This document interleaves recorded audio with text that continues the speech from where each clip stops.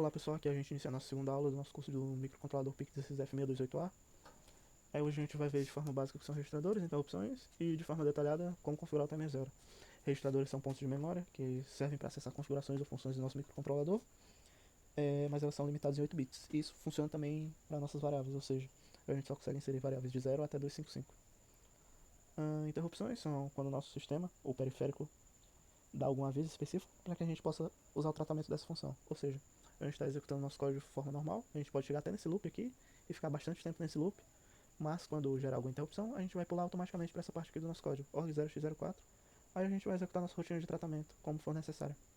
Então agora vindo para a análise do nosso código do timer zero, a gente tem que aprender como funcionam os registradores específicos para isso. O primeiro que a gente vai ver é 3B, a gente tem que colocar banco cell 3B porque o nosso código inicia com o banco 0 selecionado, mas o registrador 3B ele está no banco 1, então a gente tem que colocar banco cell 3B para passar para o banco 1 e poder mexer nos registradores dele. Isso fica fácil de ver quando a gente programa com o banco de memória em mãos, então é bem difícil perder isso.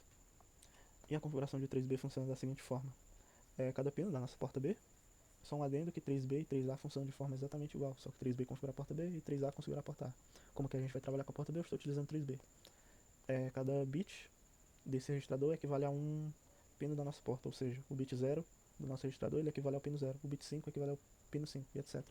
Mas o que colocar 0 em 1 nesse registrador significa? Se a gente colocar 0 no nosso bit 0, quer dizer que o nosso pino 0 vai ser uma saída. E se a gente colocar 1 no bit 0, significa que o nosso pino 0 vai ser uma entrada. Isso funciona para qualquer pino, qualquer bit. Se a gente colocar 0 no bit 5, significa que o pino 5, RB5, vai ser uma saída. Se a gente colocasse 1, esse mesmo pino seria uma entrada. Em seguida a gente fez o que a gente já viu na aula passada, que a gente move o valor que a gente deseja para W e depois que a gente consegue mover para o registrador. Aqui eu coloquei tudo 0 porque eu não vou precisar de nenhuma entrada, então é mais fácil colocar logo tudo 0. O primeiro registrador específico que a gente vai utilizar para configurar o timer 0 em si é o Option Reg, e a gente vai aprender o que cada bit dele faz e o que cada bit configura. Aqui, como a gente vê na imagem, o bit 7 ele configura os POAPs. Como a gente não vai utilizar isso, a gente sempre coloca 0 nesse registrador, já que não vai fazer diferença agora porque a gente está usando simulações. O bit 6 ele controla a interrupção externa, o que também não vai fazer tanta diferença nesse caso. O bit 5 ele controla se a gente vai utilizar um clock externo ou um clock interno. Se a gente colocar um, quer dizer que a gente vai utilizar um clock externo, mas no nosso caso a gente só vai utilizar clocks internos do nosso microprocessador. O bit 4 ele serve só para se o nosso contador ele vai aumentar na borda de subida ou de descida do clock externo. Como a gente está usando o clock interno do PIC, que são 4 MHz, não vai fazer nenhuma diferença. O bit 3 já é um bit mais importante que a gente tem que ver, porque ele significa que o pré-scaler ou ele vai ser atribuído ao watchdog ou ele vai ser atribuído ao timer 0. Como a gente está trabalhando com o timer 0, a gente coloca 0 nesse registrador para a gente conseguir utilizar o pré-scale no timer 0. Então, como a gente pode observar nessa tabelinha, o pré-scale ele serve meio que para aumentar o tempo máximo que o nosso timer aguenta sem gerar interrupção, ou seja, sem dar overflow no nosso timer. Como no caso que eu trouxe, eu quero gerar uma interrupção a cada 50 milissegundos, então eu só vou poder utilizar o pré-scale de 256, porque o pré-scale de 128 ele gera interrupção em 32 milissegundos, então não conseguiria selecionar ele. Mas tem um detalhe, nessa tabela a gente vê que o máximo, o que ele geraria, são 65 milissegundos. Então para a gente gerar 50 milissegundos, a gente vai ter que configurar outro registrador que a gente vai ver mais na frente. Então a gente vai utilizar essa equação e essa equação. O próximo registrador que a gente vai trabalhar é o intcom, então a gente vai ver o que cada um dos bits dele faz. O bit 7 dele habilita as interrupções globais, ou seja, qualquer tipo de interrupção. Caso a gente queira trabalhar com interrupções, que é o nosso caso, a gente vai ter que habilitar esse bit, ou seja, colocar um nele. O bit 6 ele faz uma coisa parecida, mas ele habilita as interrupções para periféricos.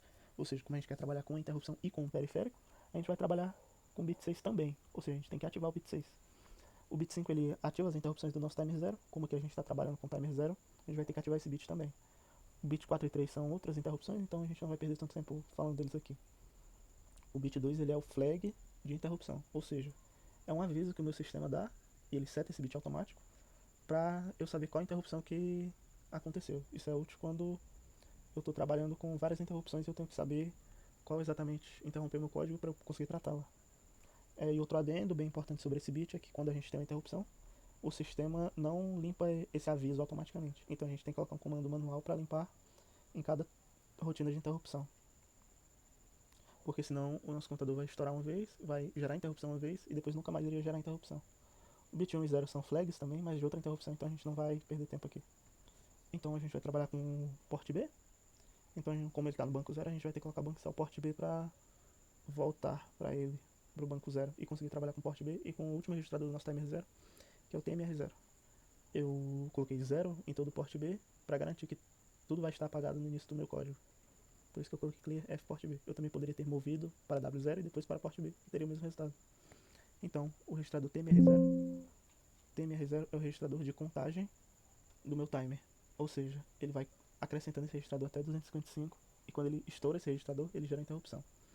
Então, uma forma da gente alterar o tempo que a gente vai gerar nossa interrupção é inserindo já um valor inicial para esse registrador, que ele pararia de contar de 0 até 255, mas nesse caso ele contaria de 61 até 255. Mas como que eu descobri esse 61? Eu tive que resolver essa equação. Eu escolhi aqui 50 mili, esse valor não sei, coloquei x, e aqui, como a gente já discutiu antes, vai ter que ser 256, porque 128 e nenhum dos anteriores aguentaria 50 milissegundos. E o ciclo de máquina eu consigo descobrir com essa equaçãozinha, 4 sobre a frequência do meu clock, que como eu estou usando o clock interno do meu microcontrolador, são 4 MHz. E resolvendo nessa equação na calculadora, eu obtive aproximadamente 61. Mas tem um porém, quando o meu... Eu falei que ele conta de 0 até 255, mas quando ele gerar interrupção, ele não vai voltar mais para 61, ele vai voltar para 0 de novo, aí ele contaria de 0 até 255, e não é o que a gente quer.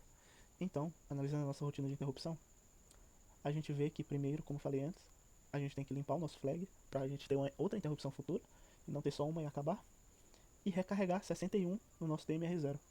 Porque aí a gente sempre que interromper, a gente vai contar de 61 até 255 sempre. E não de 61 até 255 uma vez, e depois de 0 até 255, que a gente já perdeu o ajuste de tempo.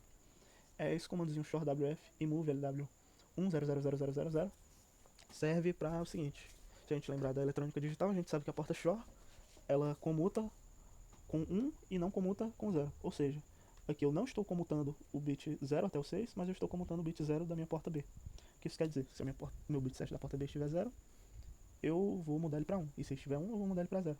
E assim eu consigo piscar um LED. Como a gente vê aqui no Proteus, eu consigo testar esse código com um pisca LED. E observando no osciloscópio. Como a gente está muito pequeno, a gente vai dar um zoom e pausar para ver se ele realmente está funcionando a 50 milissegundos.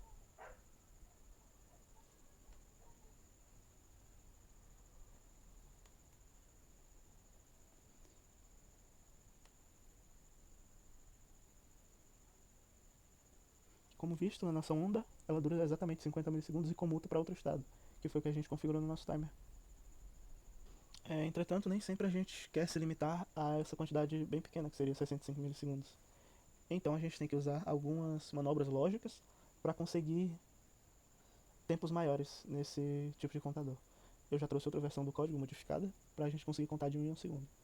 Primeiramente, a gente já tinha 50 milissegundos, então vou manter essa configuração, mas eu vou ter que multiplicar por 20 esse tempo. Ou seja, primeiro eu crio uma variável, depois no meu config eu carrego ela com 20, e a lógica está na minha rotina de interrupção, que funciona da seguinte maneira: obrigatoriamente eu vou ter que fazer o que eu já falei antes, recarregar o meu timer e apagar minha flag, mas esse comandozinho aqui ele vai funcionar da seguinte forma: eu tenho 20 e eu vou decrementando isso. Decrementei uma vez, saí da interrupção sem comutar, tenho 19. Vim pra cá de novo, recarreguei, decrementei, tenho 18, vou sair sem comutar, até eu decrementar várias vezes, e aqui, quando eu chegar aqui com a minha variável tempo tendo só 1, aí eu vou recarregar tudo. 1, decrementou 1, deu 0. Esse comando, quando eu decremento e dá 0, ele pula a próxima linha. Ou seja, eu não vou voltar ainda e vou executar outra parte de código. Eu tenho que recarregar a minha variável de tempo, né, pra eu conseguir gerar outro ciclo de atrasos 20 vezes e comutar a minha porta B para eu conseguir comutar, acender ou apagar o meu LED. Ou seja, resumindo, basicamente o que a gente fez, a gente tem que ter 20 interrupções do nosso timer para a gente conseguir acessar uma parte do código que comuta o nosso LED. Então, em vez de 50 milissegundos, a gente vai ter que fazer 50 milissegundos 20 vezes para comutar. E, obviamente, a gente tem que recarregar a variável quando ela zerar para a gente ter outro ciclo. A gente vai ver isso agora no Proteus. No Proteus a gente já está com o código alimentado, com as alterações que a gente acabou de fazer. E a gente tira um pouco do zoom do nosso osciloscópio para observar. A gente vê que entre uma comutação e outra vai ter exatamente um segundo. ficou 1,01 segundos, mas é porque não está tão em cima da linha, mas está gerando a cada 1 segundo. Então, com essa técnica, eu consigo gerar interrupções maiores mesmo com a limitação de hardware do meu microcontrolador. Por exemplo, se eu quisesse 10 segundos, eu poderia colocar 200 em vez de 20 naquela variável. E eu ia ter uma comutação dessa a cada 10 segundos. Mas a gente só tem que prestar atenção porque essa variável é limitada até 255. Então caso a gente quisesse algo bem maior, a gente teria que fazer outra lógica. Mas não é necessário no momento. A aula hoje foi isso, pessoal, e obrigado pela atenção.